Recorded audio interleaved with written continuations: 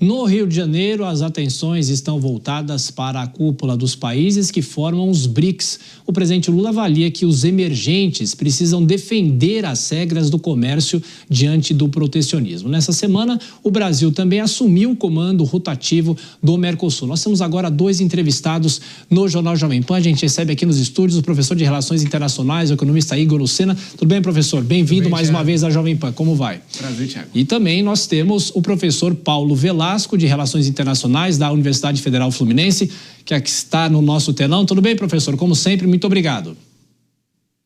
Boa noite, Thiago. Prazer sempre falar com vocês. Prazer é nosso. Professor Lucena, eu começo perguntando o seguinte: qual é a representatividade dos BRICS, desse grupo, que é um grupo com muitas divisões internas, são países de localidades geográficas muito diferentes, mas qual que é o peso desse bloco nesse momento, no momento que nós temos as guerras, temos essa tentativa que os países fazem de se contrapor à política de tarifas do presidente Donald Trump? Bem-vindo mais uma vez, obrigado. Obrigado, Thiago, é um prazer estar aqui.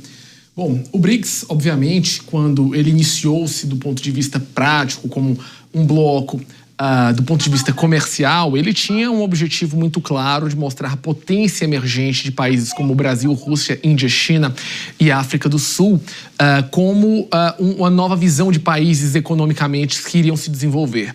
Entretanto, a gente viu que Índia e China despontaram radicalmente o crescimento dos seus PIBs, enquanto o resto dos outros países ficaram para trás, inclusive aqui o Brasil, com diversas crises políticas e econômicas.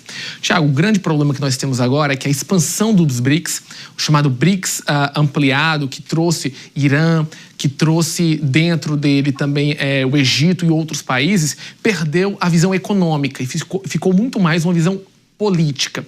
E por que é que isso é ruim para o Brasil? Porque isso diminui a capacidade do Brasil de exercer seu poder dentro das relações internacionais, mas o mais importante, transformou o BRICS numa espécie de órgão de expansão do poder da China no exterior. E agora eu acho que a situação é mais complexa, porque o BRICS, tendo a Rússia, que tem sanções internacionais por vários países, inclusive Estados Unidos e União Europeia, e o próprio Irã, que entra em conflito com os americanos e também com Israel, coloca o Brasil dentro de um grupo que está sendo muito mais visto como um grupo de autocracias do que um grupo de países em desenvolvimento econômico.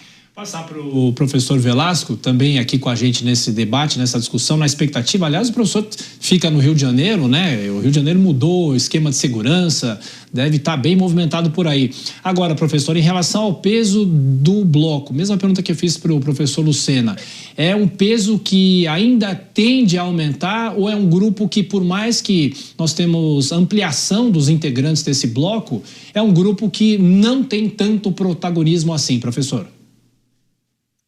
Então, Thiago, na verdade o grupo, claro, né, na medida em que ele dobrou de tamanho, né, ele começou com ali 4, 5 membros, né, hoje já tem 10, então é claro que ele tem mais representatividade em termos geográficos, em termos regionais, ele impacta muito mais, né, além dos fundadores ali, Brasil, Rússia, Índia e China, né, na década passada entrou a África do Sul em 2011, né, a partir de 2011, e agora tivemos a entrada de países que são muito representativos em suas regiões, né, o Egito ali na África, né, um player de grande peso, a Etiópia, né, o país onde está a sede da União Africana, os Emirados Árabes, uma grande potência ali, né, no contexto do Golfo Pérsico, o Irã, a mesma coisa, né, um ator que tem suas desavenças marcantes, né, como vimos recentemente, né, com o Ocidente, mas é um país de muito peso e representatividade no seu espaço regional, né, e a Indonésia, né, que é uma potência, né, absoluta além do Sudeste Asiático, que entrou este ano. Então, né, o grupo ganha alcance regional, né, ele ganha visibilidade global, né, mas é verdade sim, né, que tem sido um grupo nos últimos tempos, né, muito conduzido a partir de interesses da China, né? A China é efetivamente quem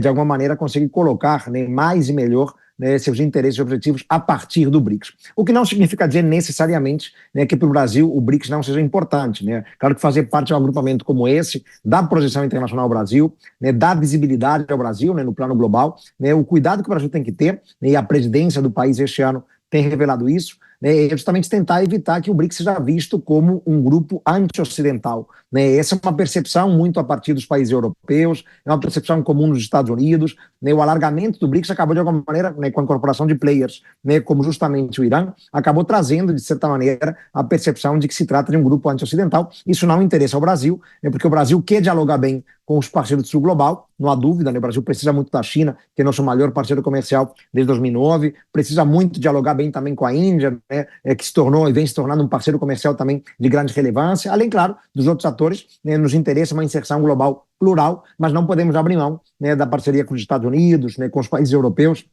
Então, temos visto um Brasil, né, pragmático nessa presidência, né, tentando diminuir um pouco o tom político do grupo e tentar trazer questões mais práticas, né, como, por exemplo, né, a facilitação de comércio a partir do desenvolvimento de sistemas de pagamento em moeda local, né, que é um tema que vem sendo debatido e que o Brasil está priorizando, né, além de questões na área de saúde, né, para o combate, por exemplo, a doenças socialmente determinadas, né, tentar fortalecer o bloco institucionalmente, né, para permitir, né, uma maior facilidade na tomada de decisão, na harmonia, maior coesão entre os membros, né, enfim, então muitos pontos que o Brasil vem priorizando para tentar exatamente diminuir esse tom político e evitar que o agrupamento seja visto de maneira mais ampla, né, como um grupo anti-ocidental, porque essa imagem, Thiago, não interessa ao Brasil.